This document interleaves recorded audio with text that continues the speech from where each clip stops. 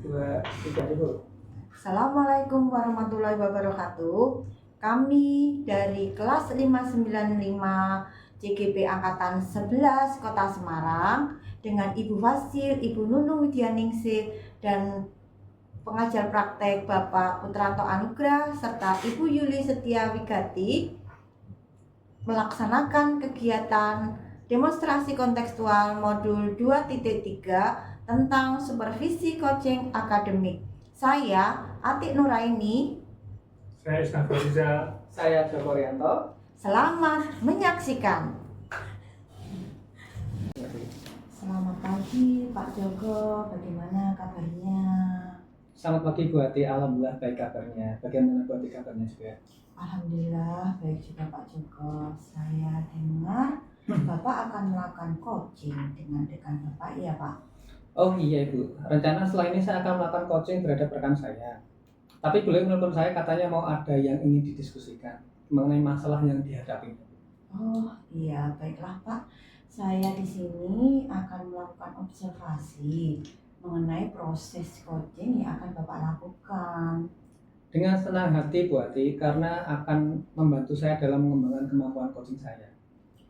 Sebelum mulai coaching, kita akan mendiskusikan terlebih dahulu ya Pak mengenai rubrik penilaian yang akan saya gunakan untuk menilai proses coaching ini.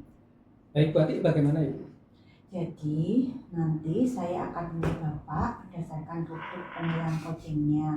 Apakah Bapak sudah menerapkan kegiatan coaching sesuai dengan prinsip coaching atau belum, yaitu tentang kemitraan, proses kreatif, dan memaksimalkan potensi, seperti itu Pak Joko? Oh seperti itu ya Bu? Iya Pak. Kemudian nanti ada beberapa pertanyaan yang ingin saya ajukan kepada Bapak sebelum melakukan coaching ini. Kira-kira Bapak berkenan betul nggih? Baik Bu Ati, saya siap. Baik. Kira-kira kompetensi coaching apa yang ingin Pak Joko kembangkan nanti saat melakukan coaching? Saya ingin mengembangkan kompetensi coaching ini Bu, mulai dari kehadiran penuh, mendengarkan aktif, dan mengajukan pertanyaan yang berbobot itu. Wah, bagus sekali itu Pak.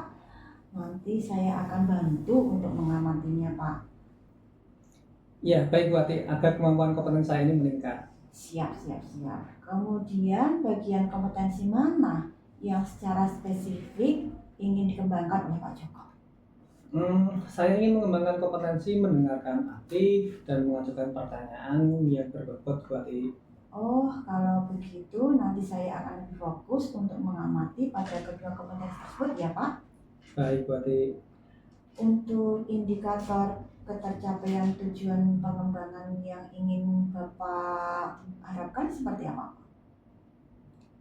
Untuk saya ingin mengembangkan kompetensi mendengarkan aktif dan mengajukan pertanyaan yang berbobot Bu Ati. Baik, kalau begitu nanti setelah ini silakan melakukan coaching ya Pak. Semangat Pak Joko, semoga. Ya, selamat pagi Pak Isna, bagaimana kabarnya pagi hari ini? Ya, selamat pagi Pak Joko, alhamdulillah sehat Pak Joko. Terima kasih atas waktunya Pak Joko. Ya, sama-sama Pak Isna. Hari ini kita akan melakukan sesi coaching menggunakan model kereta ya Pak Isna. Ya, Pak. Pertama-tama mari kita menetapkan terlebih dahulu tujuan dari sesi coaching kita pada hari ini. Apa yang ingin Bapak capai pada sesi coaching pagi hari ini? Jadi ini Pak, jadi terkait dengan kendala yang saya hadapi, tujuan dari coaching ini, saya berharap bahwa dari sesi coaching ini saya dapat meningkatkan kompetensi saya dalam hal pengelolaan waktu dan juga kinerja saya selaku guru di sekolah saya Pak. Nah, ada masalah apa ya Pak dengan apa tadi manajemen waktu tadi? Ya, jadi sebetulnya untuk jadwal mengajar saya kan alhamdulillah tidak ada kendala yang signifikan karena jam mengajar saya juga bisa dibilang cukup, tidak terlalu banyak dan juga tidak terlalu sedikit. Namun di semester ini saya mendapatkan tugas tambahan dari Bapak Kepala Sekolah untuk mengembangkan aplikasi baru Pak untuk sekolah.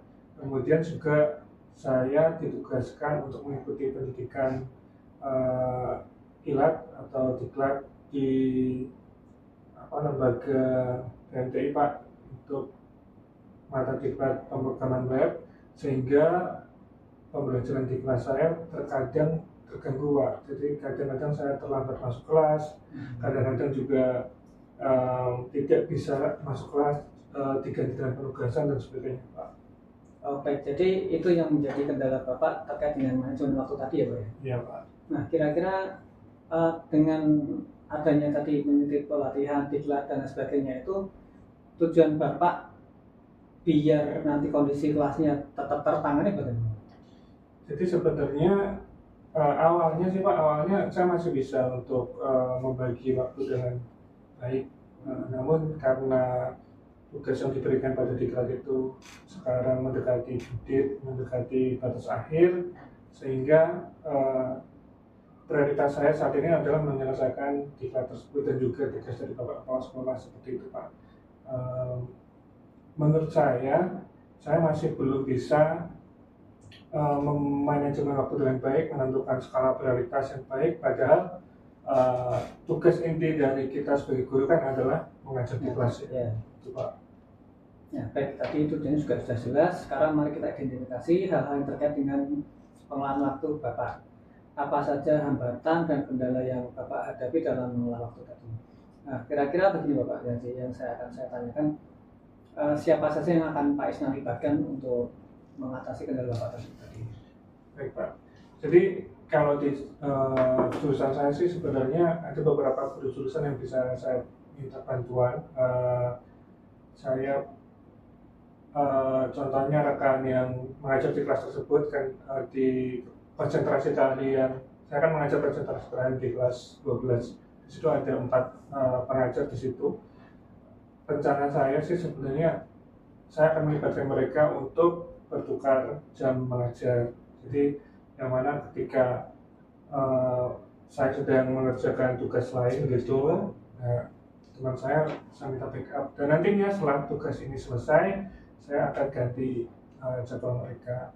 Kemudian untuk kendala ini Pak, kendala yang di tugas di diklat dan tugas dari Bapak Kepala Sekolah, sebenarnya saya bisa mengerjakan di luar jam kerja karena itu tugasnya adalah masih daring dan bisa dikerjakan di mana saja. Mungkin saya bisa kerjakan di luar jam mengajar saya Pak.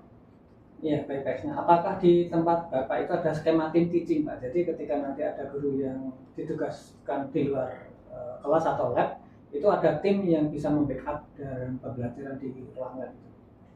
Kalau di saya Pak, di tingkat saya, di jurusan saya tidak ada Pak. Jadi modelnya satu kelas di jam tersebut satu guru. Tapi karena itu tadi, karena di kami itu yang mengampu konsentrasi kalian ada 4 pengajar, itu nanti kita bisa kolaborasi bertukar, biar mereka mengisi di pembelajaran mereka di jam saya.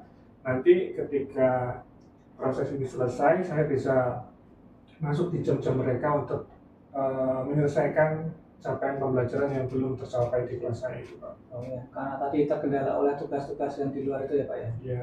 Iya, baik Pak.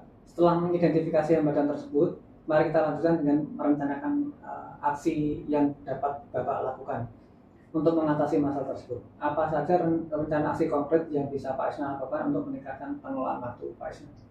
Yang pertama, saya harus bisa untuk menentukan skala prioritas saya Pak. Jadi mana yang urgent untuk diselesaikan terlebih dahulu, mana yang sifatnya bisa ditunda atau bisa minta bantuan orang lain kayak gitu. Contohnya tadi untuk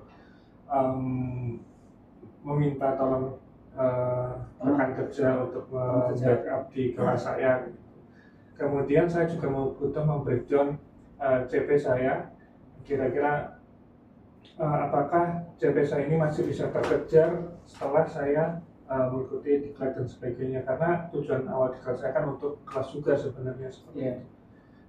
Selanjutnya saya mengkomunikasikan juga selain ke rekan kerja, saya komunikasikan ke siswa juga terkait dengan kemungkinan ada perubahan jadwal atau jadwal mengajar saya di kelas mereka seperti itu Pak. Jadi kedepannya rencana saya adalah kolaborasi dengan rekan itu, kemudian komunikasi dengan siswa juga.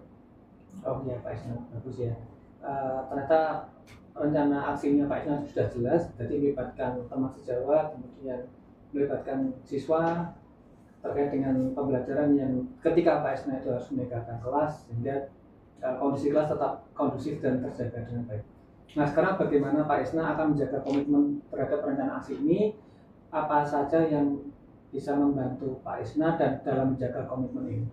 Ya, yang pasti karena tadi ya sudah ditugaskan oleh atasan, kemudian mengikuti diklat dan juga kelas. 3 hal ini yang perlu saya jaga komitmennya. Untuk komitmen di kelas sendiri, mungkin untuk mulai minggu depan ketika saya paralel dengan diklat dan juga pengerjaan aplikasi dari Bapak Kepala Sekolah, saya akan informasikan ke siswa untuk pengganti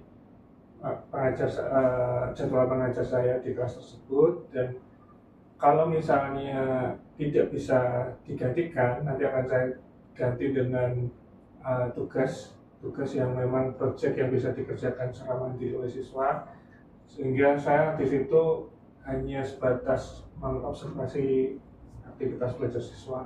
Kemudian itu saya rencanakan di minggu depan Pak, di hari Senin. Kemudian untuk pengerjaan tugas diklat dan tugas dari aplikasi dari Bapak Kepala Sekolah, pasti saya juga tidak bakal bisa menyelesaikan sendiri. Ada tim yang di situ. Saya akan mencoba untuk pembagian job secara detail ke tim saya. Untuk diklatnya sendiri, saya akan coba menyelesaikan sesuai dengan target harian dari diklat tersebut, yang mana pasti tidak akan mengganggu aktivitas saya di sekolah. Ya, Pak Isna, artinya dalam semua kegiatan Pak Isna, baik di kelas ataupun di luar kelas, itu sudah ada timnya atau sudah ada orang yang membantu Pak Isna dalam menghandle tugas-tugas tersebut ya Pak Isna. Ya. Baik, ini yang pertanyaan terakhir, bagaimana Pak Isna akan bertanggung jawab terhadap rencana aksi ini? Nanti untuk rencana aksi ini tetap terjaga simultan, tidak tergoyah apapun. Ya, nanti saya akan membuat jadwal ini Pak, jadwal pribadi saya untuk biar lebih detail sebagai pegangan saya, dan hasil dari pelaksanaan pembelajaran, kemudian dari pekerjaan tugas yang diberikan akan saya sampaikan ke Bapak Kepala Sekolah, kepada orang tua siswa juga, dan juga nanti perkembangan dari rencana aksi ini akan saya sampaikan ke Pak Joko selaku coach di sesi ini.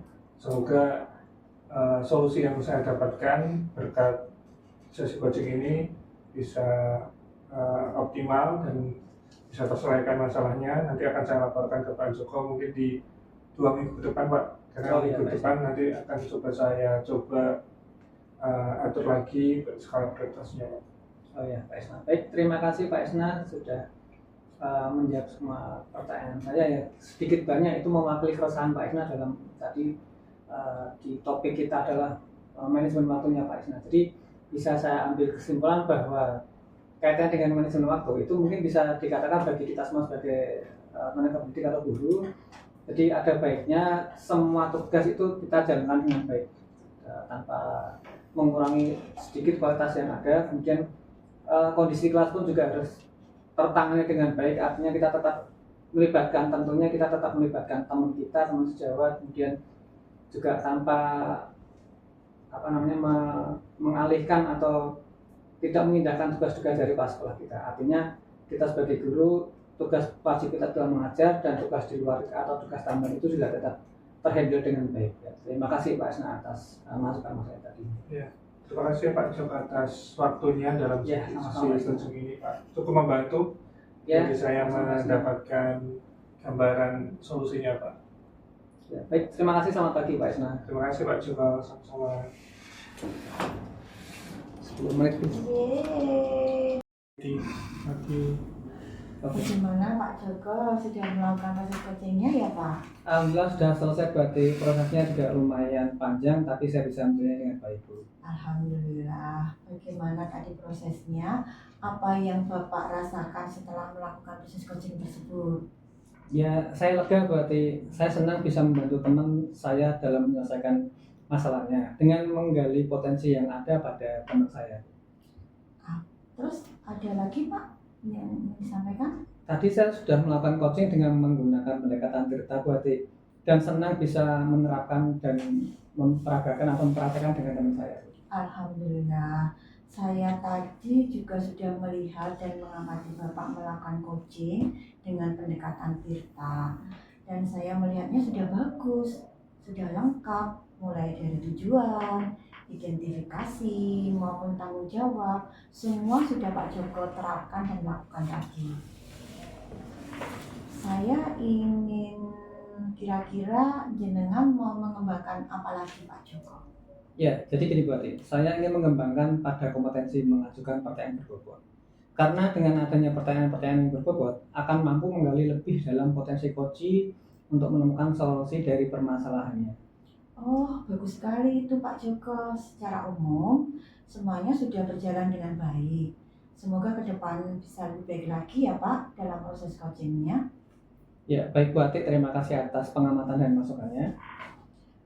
Mungkin ada lagi yang ingin Pak Joko sampaikan atau kita diskusikan? Sepertinya sudah cukup Bu Ati. Kalau sudah cukup, berarti semoga sukses ya Pak Joko ya. Ya Bu Ati, terima kasih. Sama-sama Pak Joko. Sama Bu Ati.